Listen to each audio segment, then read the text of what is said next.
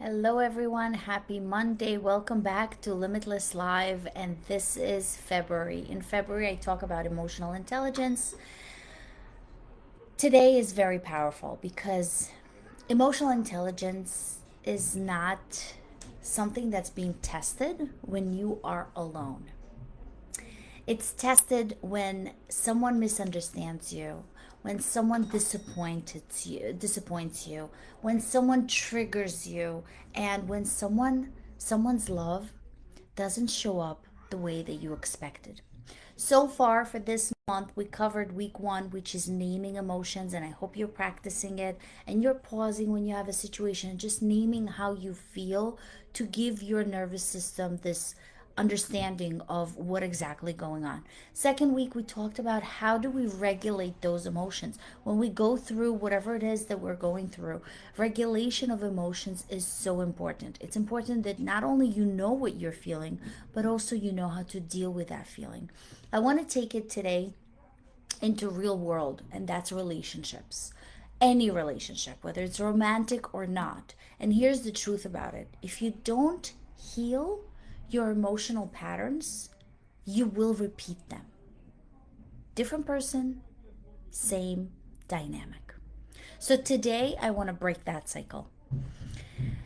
First, I want you to listen beyond the words. Most people listen to reply. Stephen Covey covers in the seven highly habits of most effective people. And one of them is when someone talks to you, you already have a reply in your head. So you actually stop listening. Stop listening to reply. In order for you to be emotionally intelligent, you have to listen to understand before you actually jump into replying. Dr. Daniel Goleman, the author of Emotional Intelligence, teaches that empathy is the heartbeat of emotional intelligence.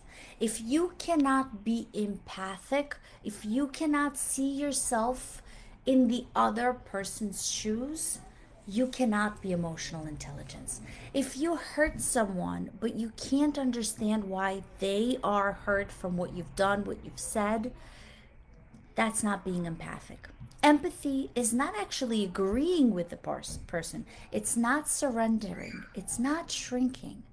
Empathy is I see you. I hear what you feel. I am present. Even if you don't agree with them, you may not agree with how that person feels, but you can't dismiss their feelings.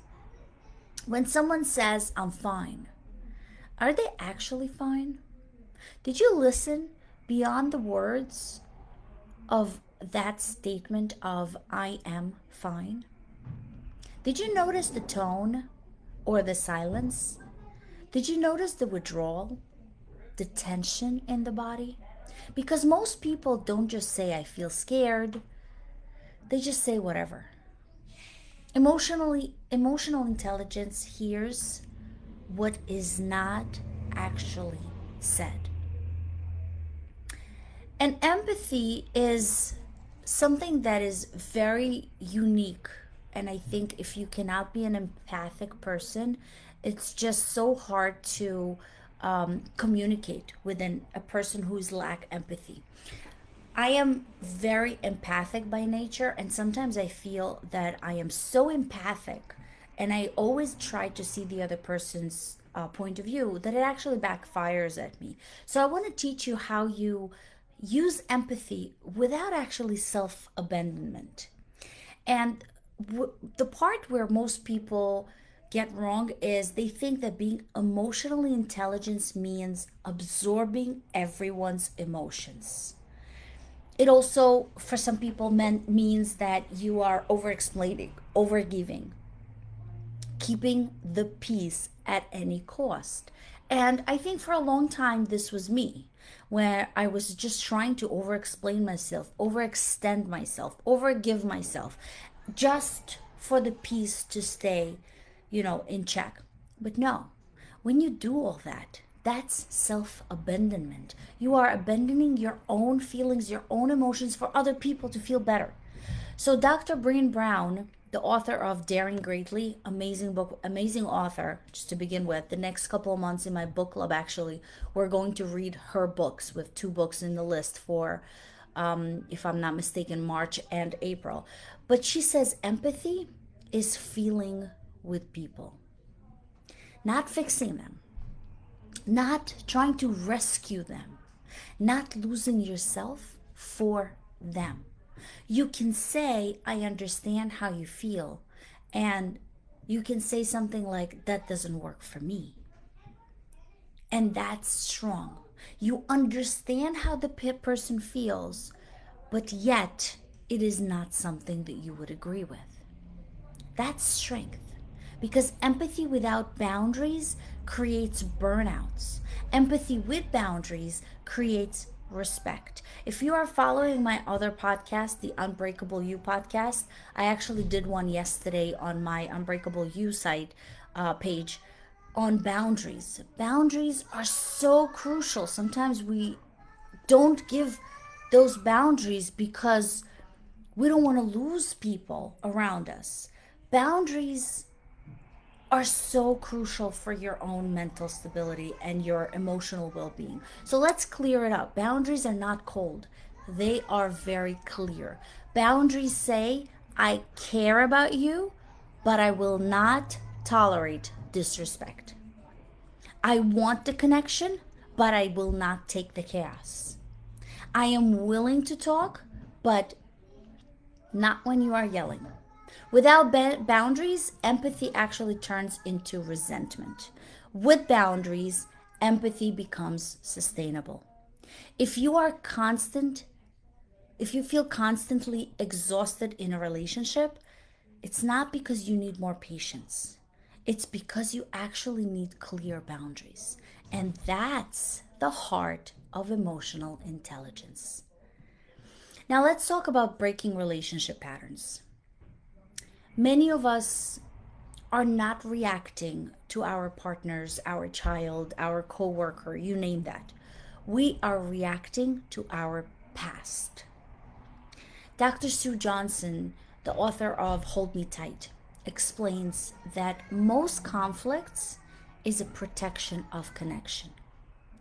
If you're under anger, it's because you have a fear. If you're under criticism, it's because you're hurt. And if you are under distance, you are longing. Maybe shut down when things get tense. Maybe you chase when someone pulls away. Maybe you tolerate too much because you fear abandonment. Maybe you overperform to feel valued. But that's not weakness. That's an old protection strategy. Emotional intelligence actually says, I see the pattern and I choose differently. And that's how the cycle breaks. When you see your pattern, but you know exactly what to do to choose differently. Most arguments actually escalate because of one thing: blame. How many times you heard someone say, you always, or you never? Blame creates defense. Defense kills connection. Dr. Marshall Rosenberg, she taught that communication heals when we speak from needs, not accusation. Instead of saying, you never listen, reframe that and say, I feel unheard when I'm interrupted. I need to finish first. That's assertiveness. That's maturity. That's emotional leadership. In parenting, that also works. Instead of saying, stop crying, you can say, I see that you're upset. Let's figure it out. You're teaching emotional safety. In leadership, instead of handling it, say, what support do you need? This way, you build trust. Emotional intelligence in any environment creates growth, and that starts with you. So I want you to have a reflection and ask yourself, where do I overgive? Where do I silence myself? Where do I react instead of responding? And where do I need stronger boundaries? Don't judge the answers. Just see them. Just aware. Be aware because awareness is power. And listen to me clearly.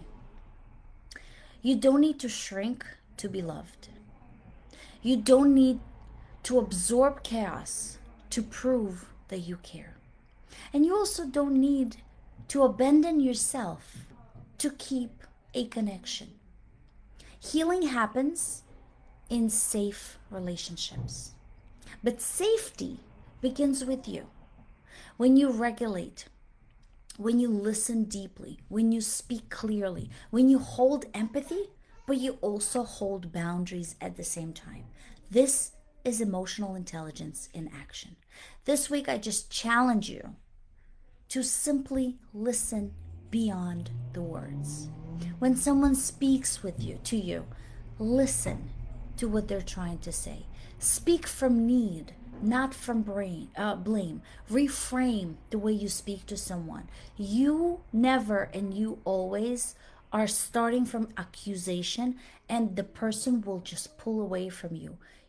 Instead of saying something like that, reframe to address your feeling and hold compassion. Hold compassion without actually losing yourself. It's okay to feel bad for someone, but don't lose yourself in the process. You are not here to repeat old patterns. You are here to actually elevate your old patterns. Next week, I want to step into the last week of February and talk about emotional mastery, turning your feelings into power. And trust me, that one is how you build emotional strength, how you are building emotional leadership, and how you are building secure connections. And that changes everything. Join me again for next week, and I'm looking forward to hear back from you on your thoughts, emotional intelligence. Let me know what you're working on. And remember, learning is a gateway to a bright future. Keep learning.